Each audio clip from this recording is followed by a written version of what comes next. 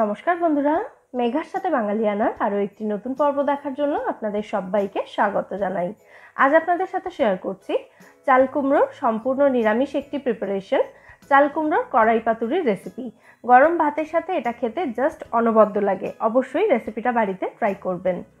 তাহলে চলুন এবার রেসিপিটা দেখে নেওয়া যাক। প্রথমে আমি এখানে একটা 400 গ্রাম ওজনের চাল কুমড়ো নিয়েছি। ছোট সাইজের চাল কুমড়ো এটা। চাল কুমড়োটার খোসা ছাড়িয়ে চাল কুমড়োটা ভালো করে ধুয়ে এটাকে গ্রেট করে নিয়েছি।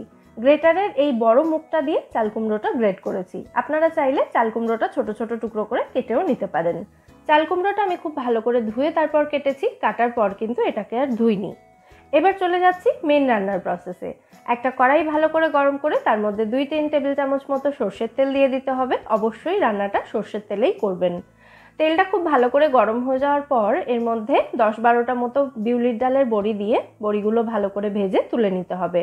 বড়ি যদি না থাকে বড়িটা আপনারা স্কিপও করতে পারেন। মিডিয়াম ফ্লেমে রেখে বড়িগুলোতে সুন্দর গোল্ডেন ব্রাউন কালার আসা পর্যন্ত এগুলো ভালো করে ভেজে তেল থেকে বড়িগুলোকে তুলে রাখতে হবে।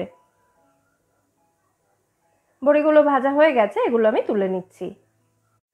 বড়িগুলো ভেজে তুলে নেওয়ার পর বাকি তেলের মধ্যে আমি ফোড়নের জন্য দিয়ে দিচ্ছি একটা কাঁচা লঙ্কা। কাঁচা লঙ্কাটা আমি 2 টুকরো করে দিয়েছি। আর এর সাথেই দিয়েছি 1 চা চামচ মতো কালো জিরে।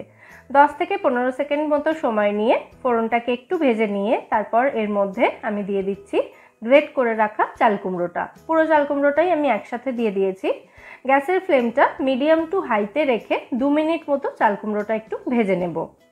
যতক্ষণে চাল কুমড়োটা ভাজা হচ্ছে ততক্ষণে আমি এই রান্নার মশলাটা তৈরি করে নেব। মশলার জন্য আমি এখানে নিয়েছি 1 চা চামচ সাদা সর্ষে, 1 চা চামচ কালো সর্ষে, আর এর সাথেই নিয়েছি 1 মুঠো মতো নারকেল কুচি আর স্বাদ মতো কাঁচা লঙ্কা। সামান্য একটু নুন এবং পরিমাণ মতো জল দিয়ে এই সমস্ত উপকরণ এবার মিহি করে বেটে নিতে হবে। এদিকে আমি চাল কুমড়োটাকেও 2-3 মিনিট মতো মিডিয়াম টু হাই ফ্লেমে রেখে ভেজে নিয়েছি। চাল কুমড়োর মধ্যে যে জলটা ছিল, জলটা কিন্তু এখন অনেকটাই টেনে গেছে, দেখতেই পাচ্ছেন। এবার আমি এর মধ্যে দিয়ে দেব স্বাদ মতো নুন আর জাস্ট সামান্য একটু হলুদ গুঁড়ো। 1/4 চা চামচ মতো হলুদ গুঁড়ো দিলাম। দিয়ে খুব ভালো করে সমস্ত উপকরণ মিশিয়ে দেব।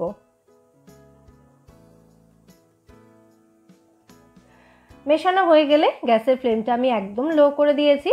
তারপর কড়াইটাকে ঢাকা দিয়ে লো ফ্লেমে এটাকে 5 মিনিট মতো রান্না হতে দেব। এতে চাল কুমড়োটা ভালো মতো সেদ্ধও হয়ে যাবে। 5 মিনিট পর ঢাকনা খুলে চাল কুমড়োটা আমি ভালো করে নাড়াচাড়া করে মিশিয়ে দিচ্ছি। এখন দেখুন চাল কুমড়োটা অনেকটাই মজে গেছে। এবার এর মধ্যে আমি দিয়ে দিচ্ছি বেটে রাখা মশলাটা। চাইলে আপনারা এই মশলার মধ্যে সামান্য একটু পোস্তও দিতে পারেন। মশলাটা ভালো করে মিশিয়ে দিচ্ছি। এরপর মশলার জারটা ধুয়ে সামান্য একটু জল আমি এর মধ্যে দিয়ে দিচ্ছি। এতে জারে লেগে থাকা এক্সট্রা মশলাটা নষ্ট হবে না। একটা কাঁচা লঙ্কা ভেঙে দিয়ে দিলাম আর দিয়ে দিচ্ছি স্বাদ মতো মিষ্টি। আমি এখানে 1/2 চা চামচ মতো চিনি দিয়েছি। সমস্ত উপকরণ আবার খুব ভালো করে মিশিয়ে দিচ্ছি। তারপর এখানে ভেজে রাখা বড়িগুলো দিয়ে দেব। কিছু বড়ি আমি গোটা অবস্থাতেই দিলাম আর কিছু বড়ি এভাবে হাত দিয়ে ভেঙে এর মধ্যে দিয়ে দিচ্ছি। তারপর আবার সমস্ত উপকরণ খুব ভালো করে মিশিয়ে নেব। কয়েকটা বড়ি এভাবে যদি ভেঙে দেওয়া হয় তাহলে কিন্তু রান্নার স্বাদ অনেকটা বেড়ে যাবে। সমস্ত উপকরণ আমি ভালো করে মিশিয়ে নিয়েছি। এবার কড়াইটাকে ঢাকা দিয়ে গ্যাসের ফ্লেমটা একদম লো রেখে 2 থেকে 3 মিনিট মতো এটাকে রান্না হতে দেব। 3 মিনিট লো ফ্লেমে রান্না করার পর কড়াইয়ের ঢাকনাটা খুলে এটাকে আমি আরও একবার ভালো করে মিশিয়ে দিচ্ছি। আমাদের রান্না কিন্তু এখানে অলমোস্ট রেডি। নামানোর আগে 1 চা চামচ মতো কাঁচা সর্ষের তেল ছড়িয়ে এটাকে ভালো করে মিশিয়ে তারপর নামাতে হবে। ভালো করে মিশিয়ে দিয়েছি। এবার গ্যাসের ফ্লেমটা অফ করে দিচ্ছি। এরপর কড়াইটাকে ঢাকা দিয়ে 5 মিনিট মতো এটাকে স্ট্যান্ডিং টাইমে রেখে তারপর সার্ভ করব। 5 মিনিট পর আমাদের সর্ষে নারকেল বাটা দিয়ে চাল কুমড়ো বা চাল কুমড়োর কড়াই পাতুরি এখানে একদম রেডি সার্ভ করার জন্য। এটাকে আমি একটা বাটিতে সার্ভ করে দিচ্ছি। খুব সিম্পল একটা রান্না, খুব সাধারণ কিছু উপকরণ দিয়েই তৈরি হয়ে যায়, অথচ খেতে কিন্তু অসাধারণ সুস্বাদু হয়। গরম ভাতের সাথে জাস্ট জমে যাবে। অবশ্যই রেসিপিটা বাড়িতে ট্রাই করুন এবং আমায় জানাবেন এই রেসিপিটা আপনাদের কেমন লাগলো।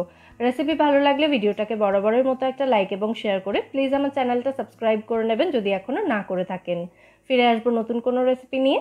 সবাই সুস্থ থাকবেন, ভালো থাকবেন এবং সবাইকে খুব ভালো রাখবেন।